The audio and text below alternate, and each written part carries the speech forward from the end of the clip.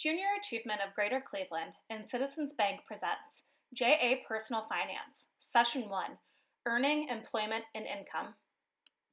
Hi, I'm Nadata Letson. I work for Citizens Bank in community development.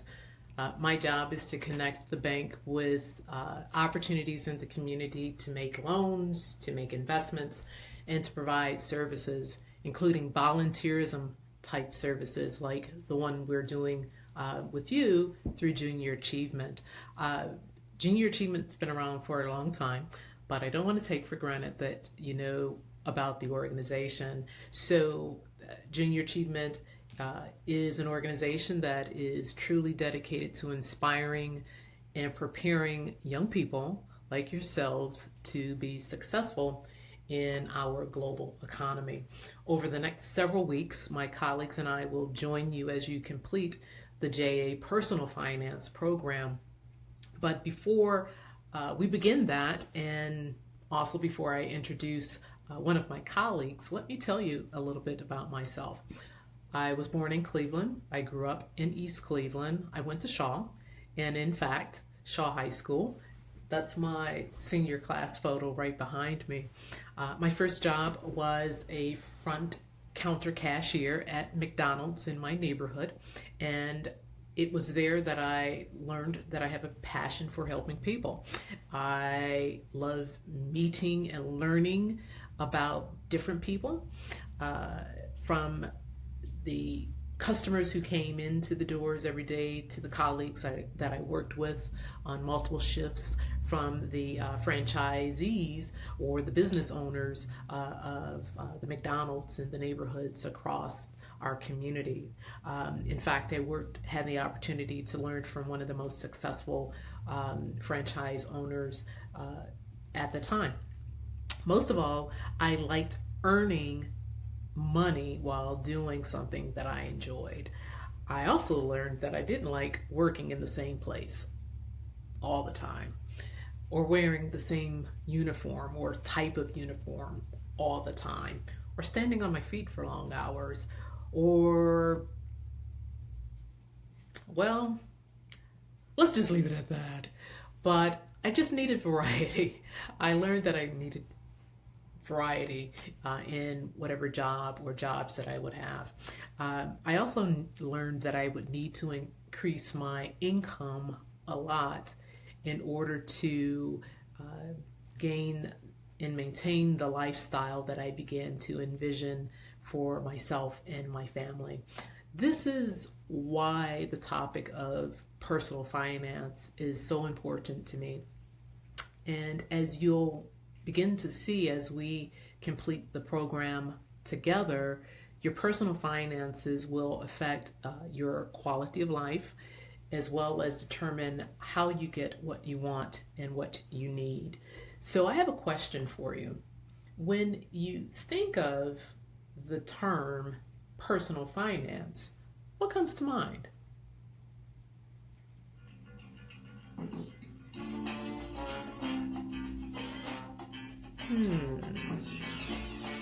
Well, I'm sure your answers vary, and I really wish I was there with you so that I could hear them. But do me a favor, share what comes to your mind when you think about personal finances.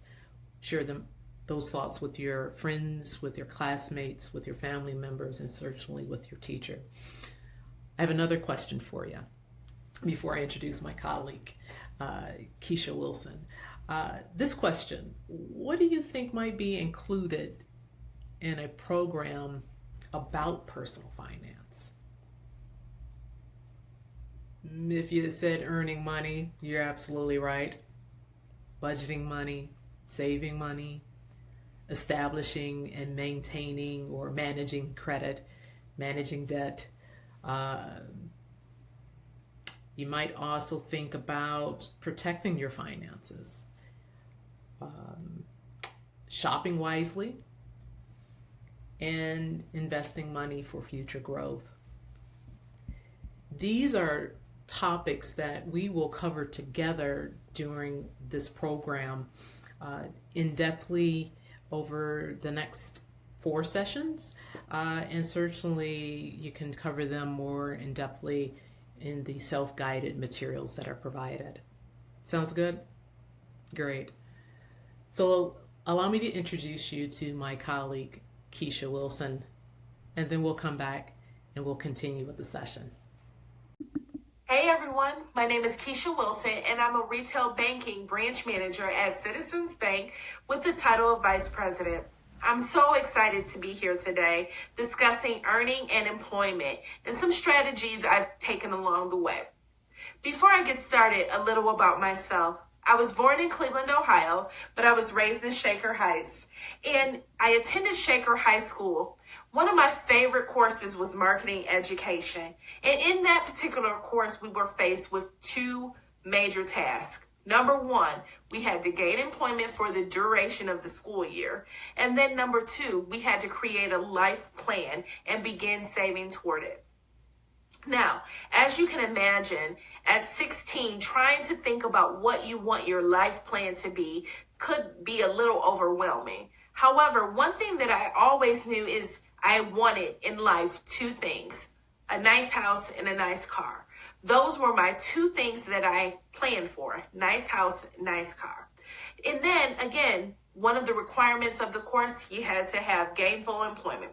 So my first job was at Heinen's Supermarket right there on Chagrin and Lee Road. And at that particular job, I learned some vital skills that were pivotal in my success. One was customer service. And I know it's cliche. Yes, I have good customer service, but what does it look like? What does customer service look like? And I always have been taught customer service should be a feeling. People may not remember what you said or what you did, but they always remember how you make them feel. So customer service was my first thing that I learned at Heinen's. And number two, how to be ready at for any obstacle, how to be prepared. So Keisha, what do you mean? One of the things the supervisors would do is each week they would give you a verbal math question. So they would say, hey Keisha, if the computer goes down and the customer's total is $4.89, they hand you a $20 bill. What's your change? And within 10 seconds, if you could not say $15.11, then you were not able to get on the floor. So those vital customer service skill sets and also being able to think on the fly was important for my career. After my job at Heinen's, I went to another company, my very first real job, everyone. And that was at a company called MBNA. MBNA America to be exact. And MBNA, you were taught to think of yourself as a customer. Put yourself in the customer's shoes. And not only did MBNA invest in making sure we did right by the clients, but also they did right by us. It was important that we had product knowledge. They trained us. When I tell you they trained us, we had to know products forwards, backwards, and be able to answer questions that may not even involve our specific department. In addition, MBNA compensated you very well. MBNA, however, was only a part-time job. And when I entered the real world, again, I still had my goal of nice house, nice car.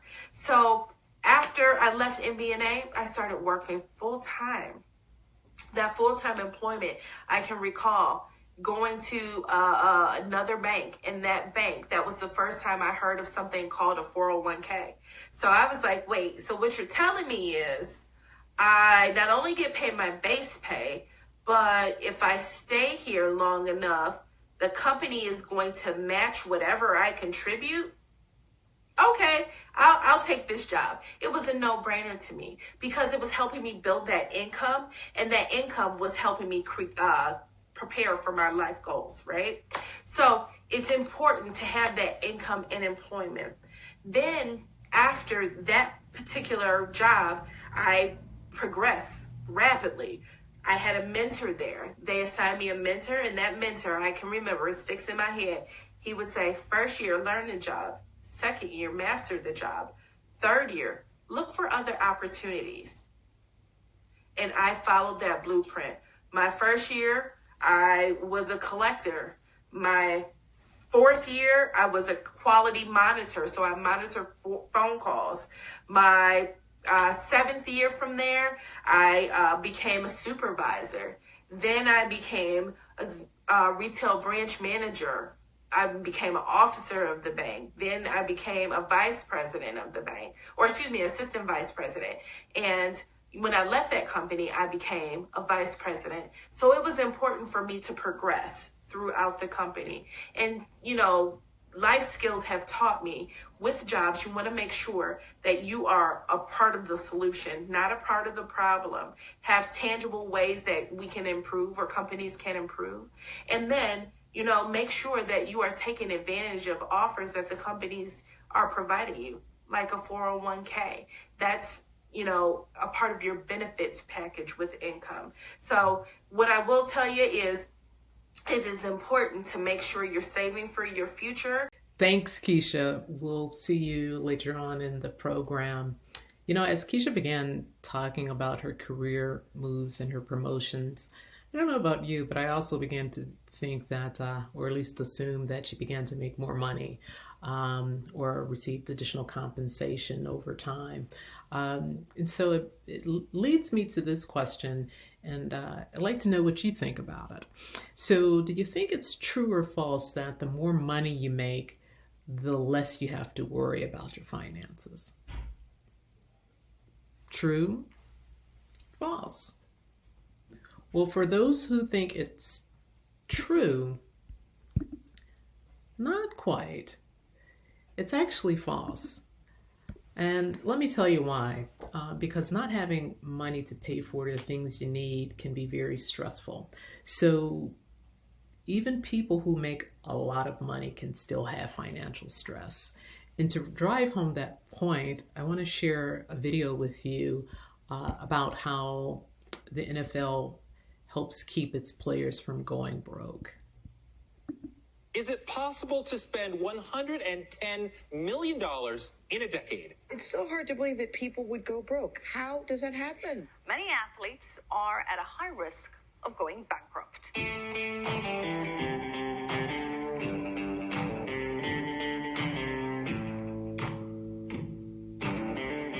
When the first big article hit in Sports Illustrated talking about athletes going broke, and my having witnessed friends live that out, it became an inspiration to really attack this problem and build something that could be all about what to do with the excess money that we earn as athletes. So all of a sudden, when markets pull back, we now go down to how much? 900,000.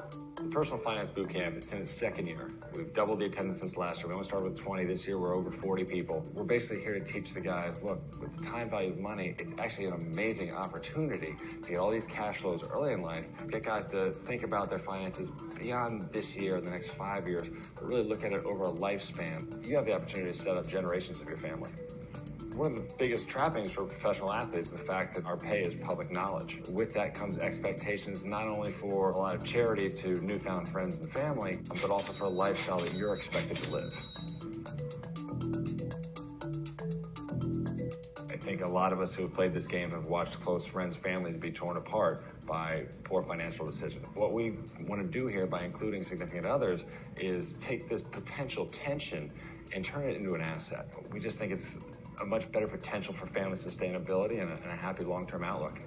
There's a lot of bad information tossed around the locker room, and this is a place for them to receive unbiased information that they can go back to the locker room and combat bad information to help not only themselves but the teammates make better long-term planning decisions.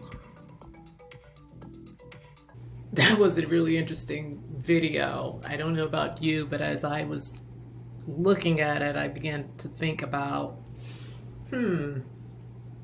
what would I do if I suddenly found myself with millions of dollars? What would you do if you suddenly found yourself with millions of dollars? I know I'm thinking differently now than I probably would have when I was in high school. If I came into millions of dollars then, I would have been treating all my friends to lunch, to dinner. I would have tried to buy, the most expensive car I could at the time. I probably would not have been thinking a great deal about saving a lot of it. thinking a lot differently now. And since you've seen that video, you're probably thinking a whole host of things too. You know, one of the things that the video points out is a difficulty that some NFL players find themselves in because everyone knows how much money they make, right? So, you know, why could it be a problem to share information with other people about how much you make? You're right. There will be some people who will expect you to pay for a lot of things or even lend money to them, right? You know, we all have friends like that, or have had friends like that, or have known of friends who have like that, or maybe even some family members. You know, and those type of expectations can really create some tensions in a relationship, right? So why do you think finances can lead to tense relationships? You saw in the video that a number of the NFL players' spouses joined them in the personal finance boot camp, right? So say, for instance, some tensions could be couples may disagree on how to spend money, how to save money, right? You may have one person in a relationship that wants to spend more without the other person, or telling the other person, that is. One person can make decisions without talking to the other. So there's a whole host of factors that can create tense relationships when it comes to personal finance. So I'd like to share a story with you about a lesson that I learned from making a poor financial decision. So when first year I went to college, I didn't have to pay for anything. Mom worked hard, saved money, took out a parent loan. I went to college without working the first full year at all. The second year, I took out a loan, and I took out more than what my tuition was, of course, for, you know, expenses, so on and so have you. But I also had a cafeteria card that I loaded up. So not that the cafeteria food wasn't tasty or nutritional, I just got bored with it. So here I am spending student loan money on pizza, not just for me, but pizza for my roommates, for my girlfriends, for my sorority sisters, putting gas in cars that I didn't own. Long story short is, I'm still paying on my student loans. I'm almost done, but I'm still paying on my student loans. And so some of the ways that I chose to spend my student loan money wasn't the most wise decisions that I made. Instead of utilizing those funds, perhaps I could have saved them, perhaps I could have paid back a portion of the loans early. But you live, you learn. Let's continue on with the course here, and hopefully it gets better with time. So, speaking of time, for the duration of this course, there are several objectives that we have for you. After completing this session, you'll be able to do three things. The first is explain how values and priorities and educational goals can affect career decisions. Secondly, identify employment options that align with your priorities and values. And third, recognize how your financial decisions can affect others. So in this section, we're going to talk about earning money. There are a couple terms that we want to make sure that we have some definitions around first. What do you think these terms mean? And let's select a definition or select each one to see what the definition is. So the first one is income.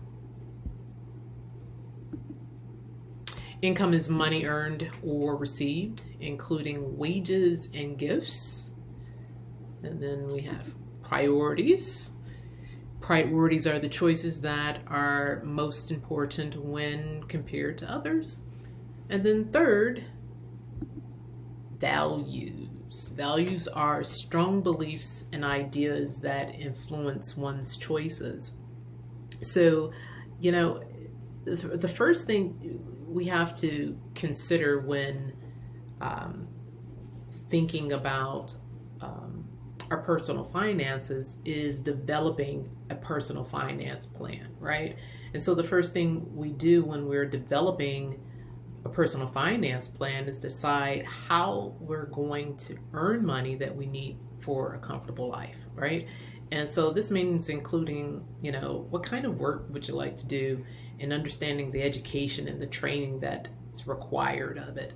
And then, while income is the basis for your personal finance, people also need to consider that, or consider their personal strengths and their values and their priorities when they're choosing a career path. So after completing this session, you'll be able to do three things. You'll be able to explain how values, priorities, and educational goals can affect your career decisions. Identify employment options that align with your priorities and values, and recognize how your financial decisions can affect others. Let's explore earning money. So there's three key terms that I'd like for you to learn or remember: income, priorities, and values. These key terms are also on the student activity guide that your teacher shared with you, or that you've pulled down from the JA Learning platform.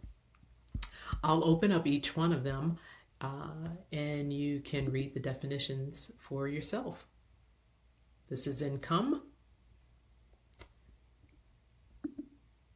Here are, or is, the definition for priorities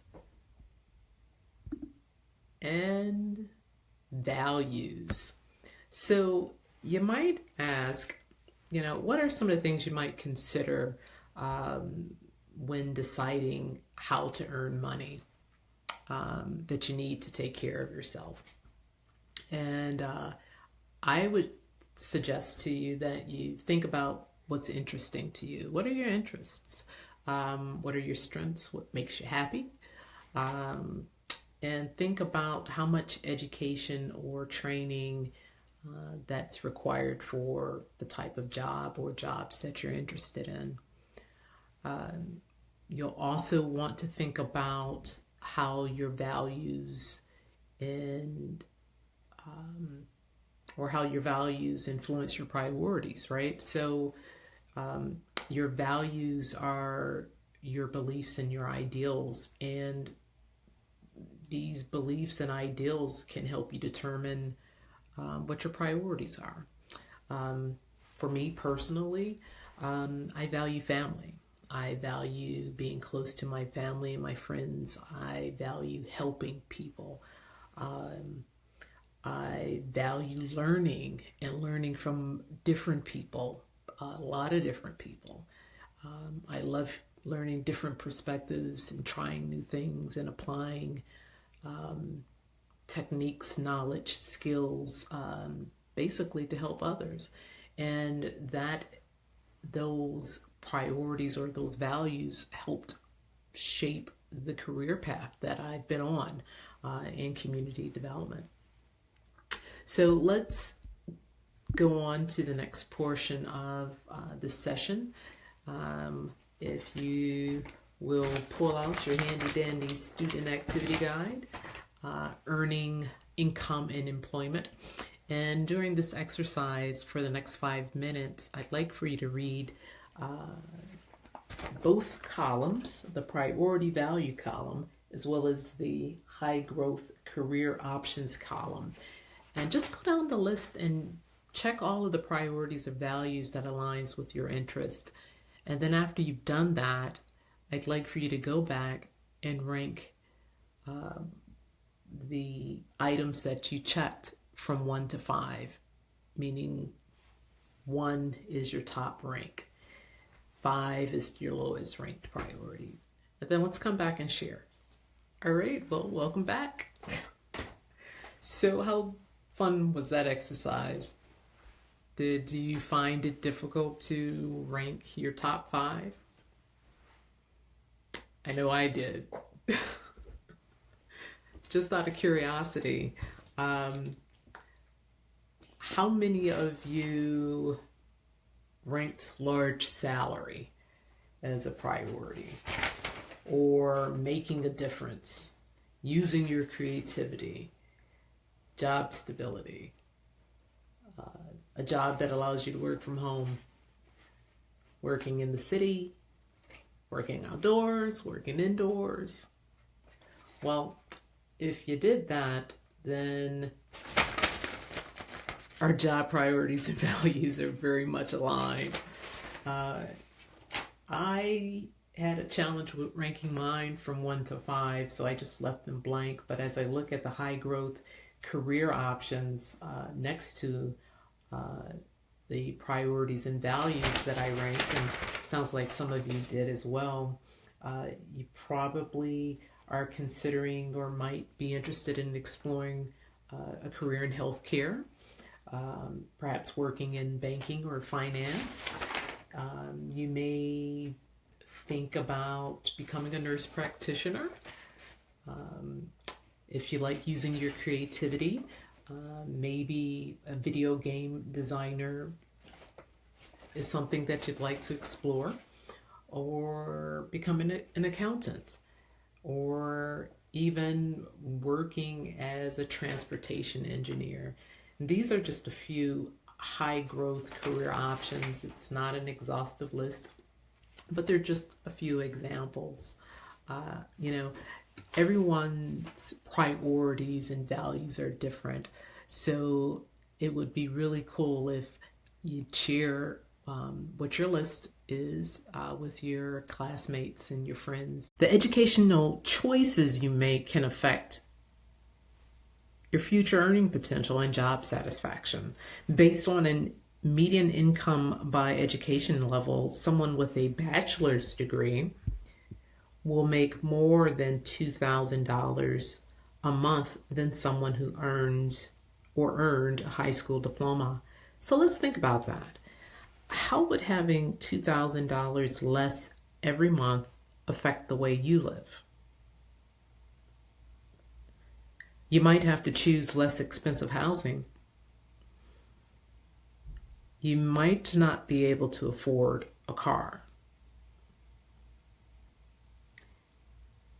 Perhaps you'll have to be more cautious about how you spend money, and it may be harder to save for retirement. Overall, your quality of life would be different based on your earnings.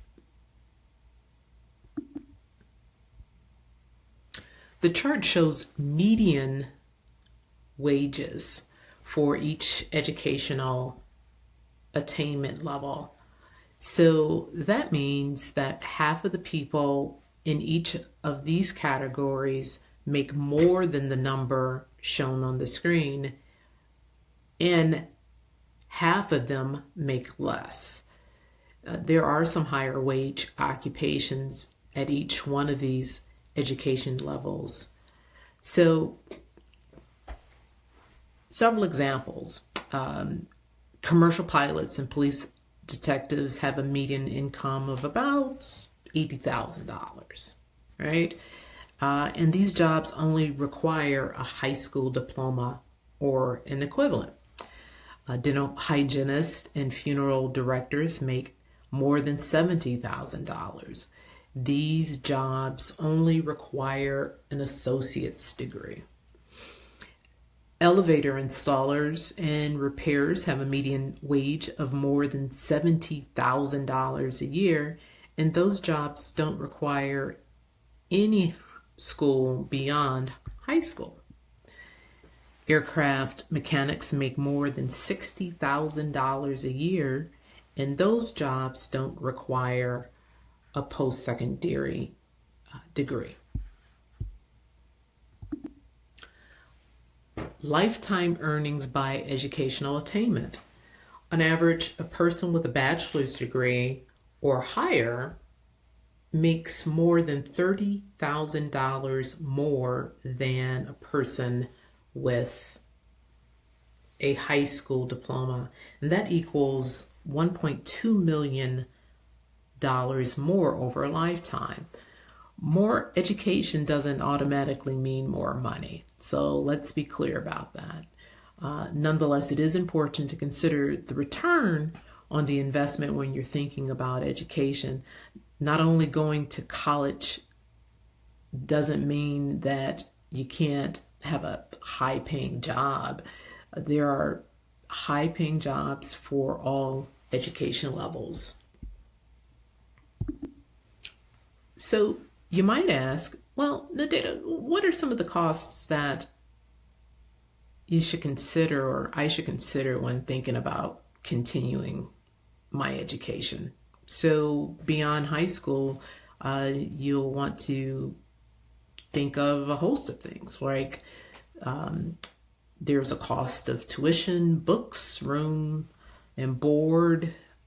There are also opportunity costs for attending school, meaning if you're going to school instead of working, you're giving up potential earnings for the time you're in school. So earlier I mentioned that I work in community development for a bank in a job that I truly enjoy. I have a master's degree, which basically meant that after high school, I had additional schooling for about 6 years. 6 years of additional schooling that I'm still paying for, but albeit I'm quite satisfied. The two have enabled me to earn a good size income, compensation that helps me provide very well for my family. It allows me to save for retirement, build a savings for some emergencies, because the unexpected always happens. It also has allowed me to be philanthropic with my time, my talents, and my treasures. So I often give back to various community causes. You can use your priorities, values, and educational goals to help inform your career decisions. Having a clear sense of your values, priorities, and desired educational level can make it easier to narrow down your choices. So, which career options are best? We have 3 scenarios. Let's read through them together. So Michael values helping people directly. A high salary is not his top priority. He would like a career that has a flexible schedule or that allows him to work for himself. He's willing to complete a certificate program, but he doesn't want to commit to a 4-year degree. Which career or careers would be a good choice for Michael? So let's choose as many choices that we think are best for Michael. We have personal trainer, nutritionist, computer programmer, and massage therapist. So, how many of you think being a personal trainer may be a good career choice for Michael? If you selected this one, you're right. So personal trainers help people stay healthy through exercise. It looks like it's up Michael's alley because the typical entry-level education or training to become a personal trainer only requires a high school diploma or an equivalent. Michael said that he's not concerned about having a large income or a high income. The median pay for a personal trainer is $30,600 per year. So that may be a good choice for Michael. Which of the other three do you think would be a good choice for Michael? Nutritionist, programmer, or massage therapist? How many of you think a computer programmer? Let's take a look. Well, this may not be a good choice for Michael. This will be a great choice, career choice for some people, but it's probably not a good match for Michael. Programmers spend a lot of their time writing, testing computer codes, and they may not get to a chance to help people directly. So that's probably not a good choice for Michael. And on top of that, the typical entry level education and training required is a bachelor's degree. We have a couple more choices for Michael to explore. Let's see, massage therapist. This might be a good fit. So massage therapists often help or have work on a flexible schedule, and some of them own their own practices. As you can see, the median pay isn't considerably large, and the typical training or entry level is a post-secondary degree, a certificate program. So Michael's willing to complete a certificate program. So that may be a good choice for Michael. And just out of curiosity, nutritionist. Not a good choice for Michael. As you can see, it requires a bachelor's degree. While this is a great choice for people who prioritize helping people, most nutritionists need a bachelor's degree, and they complete on-the-job training through internships. It's probably not a good choice for Michael. Let's look at this scenario together. Again, which career options are best? So earning a high income is Katie's top priority. She doesn't mind working long hours and thrives under pressure. She enjoys academics and would like to pursue a professional degree. Now, which career or careers would be good for her to choose? Elementary school teacher, bus driver, surgeon, or lawyer? Well, let's see. Sounds like some of you might be thinking surgeon. Yeah, so surgeons have demanding education and training requirements. Almost all complete 4 years of undergraduate school, 4 years of medical school, plus 3 to 7 years in internship and residency programs. As you can see, the median pay is close to $200,000, and the entry-level education and training requires a doctor in medicine and 3 to 8 years of surgical residency. So this seems like a career option that could be a good fit for Katie. And possibly even pursuing law. So pursuing a career as a lawyer could be a good choice for Katie. Many lawyers work more than 40 hours a week. They earn a median income of over $100,000, and the education required is a Juris Doctorate or Doctorate Jurisprudence. So Katie doesn't mind working long hours or under pressure, and she's willing to pursue a professional degree because she loves academics. So this may be a good choice for her. So I have a couple questions for you. I know, here I go again with all these questions, right? So if you had to choose one career option, what would it be? And the other question I have for you is, do you have any career choices or ideas of career choices that meet all of your priorities? Well, if you don't, that's okay. You have time.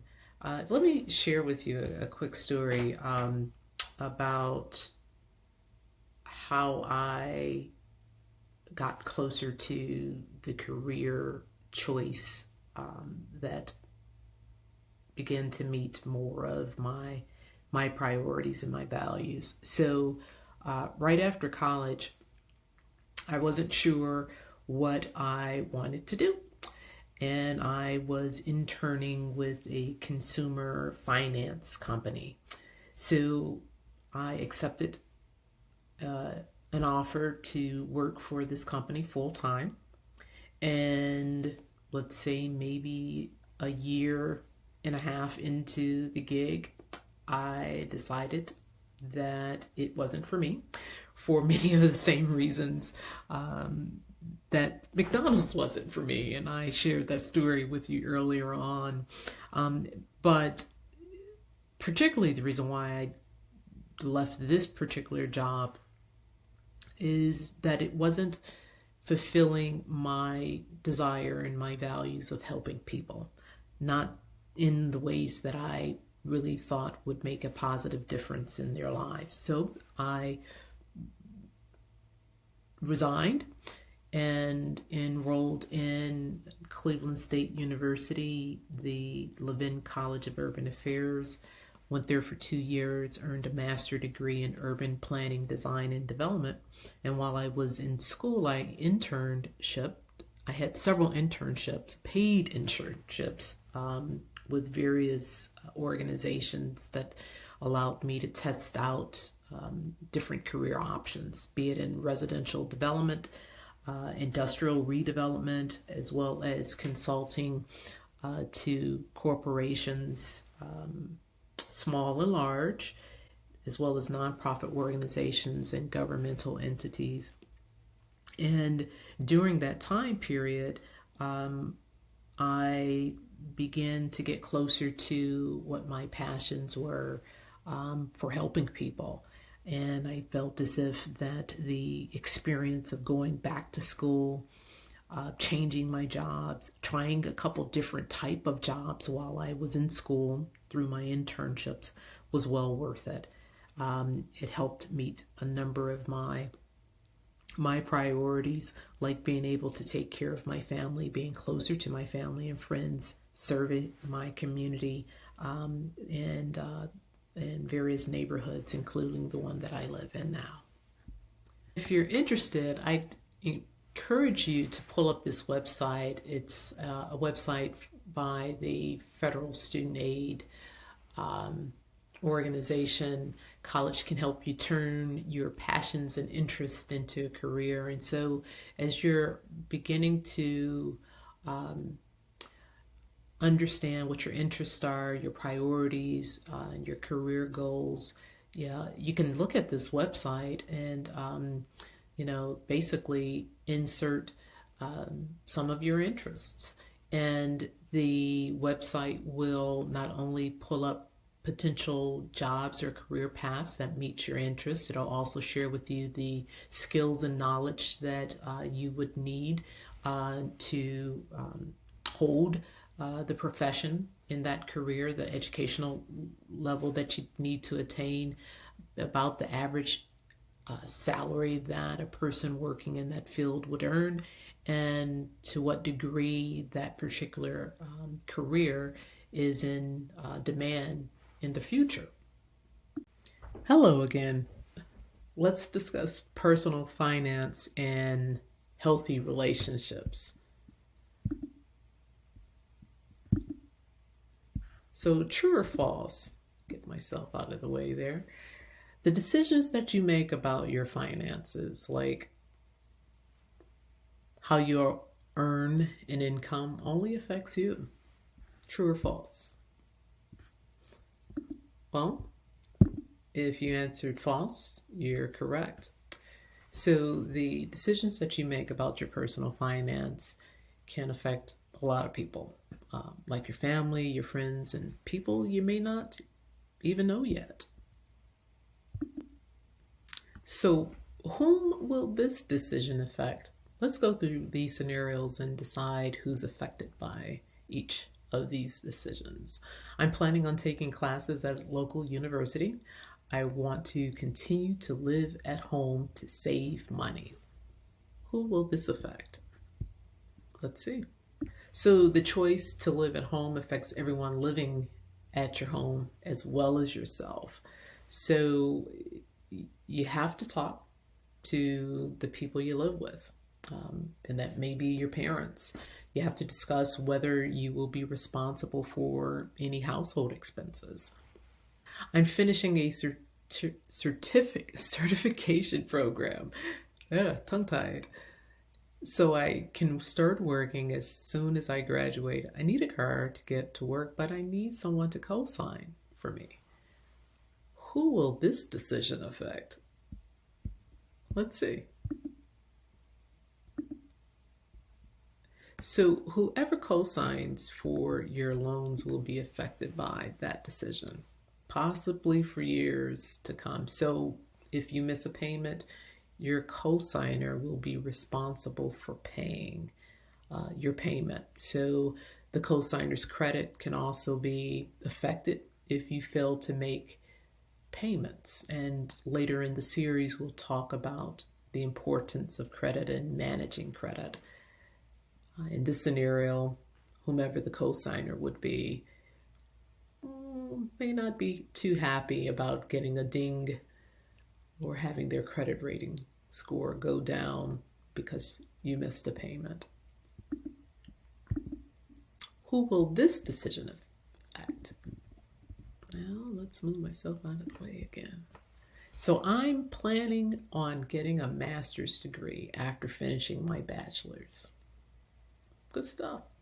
I'll use the student loan to pay. Who will this affect? So after you graduate, you'll have to start repaying loans. It can take years to pay loans. I graduated in 1998.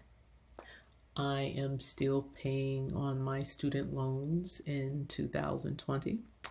So know that anyone you're involved with will be affected by that decision, particularly if you share household. Your joint household income will have to include repaying your student loans. Characteristics of a healthy relationship. So now I'd like for you to take out your student activity sheet once again and go to the section that says characteristics for a healthy relationship. You'll see that there are 4 characteristics: honesty, trust, taking responsibility, and healthy conflict. I'll let you read the definition for each one of those. And then I'd like for you to read each one of the scenarios, 1 through 3, and imagine the type of conversation you'll have after each one of those scenarios. So scenario 1 says your parents or caregiving adult co-signed for a credit card for you to use in case of emergencies. You maxed out the card shopping and eating out. Oh boy, here we go. You've missed the payment. You need to have a conversation with the co-signers to explain the issue and figure out a solution. Now imagine this conversation that you're about to have, and be sure within that conversation that you express a plan for rebuilding trust. The next scenario number 2, you want to take a year off after high school. You planned on finding a job, but you don't have any income yet. You want to continue to live at home. You need to talk your decision over with your family and discuss the impact your living at home will have on the other people in your household. Imagine this conversation. Be sure to consider how you can demonstrate responsibility and show your family that you can be trusted. And scenario number 3. You and a friend got an apartment together after graduation, and you got a job as a server at a restaurant. You make enough money to pay your bills, but you don't have any savings. The restaurant has unexpectedly closed. Oh no! And you won't have enough money for your share of the rent. You need to have a conversation with your roommate. In this scenario, be sure to consider how you can take responsibility and suggest possible solutions. So we're going to pause for about 5 minutes. So choose one scenario, imagine the conversation that you're going to have, and then we'll regroup. Well, welcome back. So as you were preparing the conversations or the scripts for the scenario that you chose, I have a question for you. Was it difficult for you to imagine how the discussion of the particular scenario you chose affected other people? I'm sure your answers would vary, but just think about this. As you even try to imagine having any of those conversations in a real life scenario, a couple things you should keep in mind. First, recognize that the first thing you need to do is be ready to take responsibility for your decisions and your actions. And then secondly, keep in mind that it might be easier to have a conversation with someone if you think about the concerns that they might have about the decisions that you made regarding your personal finances and how they are affecting them, and have a plan or solution to address those concerns. Remember earlier on, Keisha said, always have a plan.